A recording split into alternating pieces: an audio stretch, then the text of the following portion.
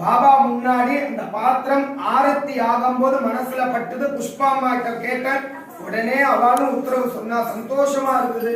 அடுத்த வாரம் கடன் தொல்லை வியாதி தீரணும்னா என்ன பண்ணணும்? கல்லுப்பு, ஒரு கைப்பிடி கல்லுப்பு கொண்டு வாங்க. உதாரணத்துக்கு உங்க மாமியாருக்கோ இல்ல உங்க அப்பாக்கோ யாருக்கோ உடம்பு சரியில்லை, தீராத வியாதினாலும் அவ கையில அந்த கல்லுப்பை கொடுத்து அதை அவளால வர முடியலன்னா கூட அதை உங்க கையில வாங்கிட்டு ஒரு துணி சுத்தியோ பேப்பர்ல சுத்தியோ கொண்டு வாங்க.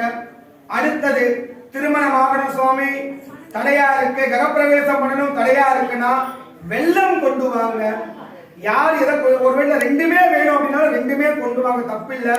ரெண்டுத்தையும் வச்சுட்டு ஒவ்வொன்றுத்துக்கு 11 முறை சுத்தி வந்து அதை முதல்ல கரைக்கணும். அந்த பாத்திரத்துல கரைங்க. நிச்சயம் அது சீக்கிரமா எப்படி கரையுதோ நம்ம வியாதியும் கரையும். அது எப்படி வெள்ளம் கரைகிறதோ அதே போல நமக்கு தடைகள் நீங்க அந்த இனிப்பான வாழ்வை பெறுவோம். நல்லது, ஒரு ஆனந்தம் ஏற்படும். சத்தியமா நடக்குமா? நம்பிக்கையோட அடுத்த வர வியாழக்கிழமை கடன் தொல்லை தீர, வியாதி தீர, கைப்பிடி நிறைய கல்லுப்பு கொண்டு வாங்க.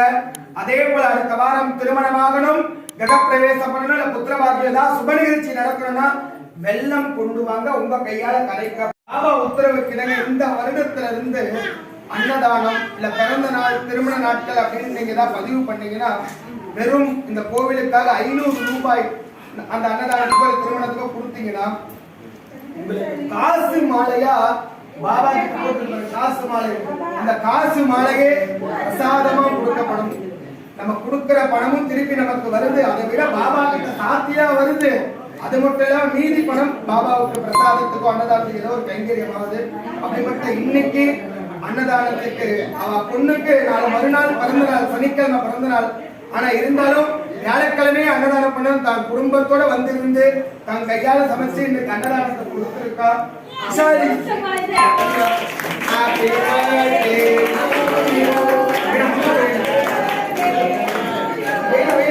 Happy birthday.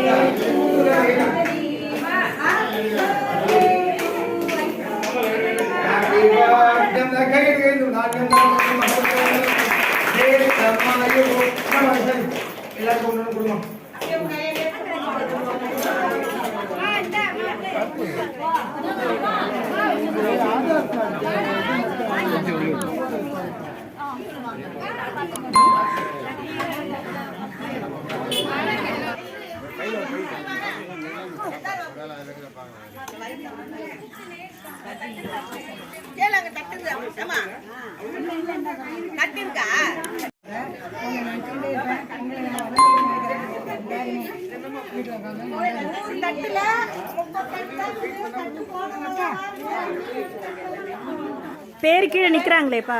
பேப்பர் தட்டு இருக்கா சார்?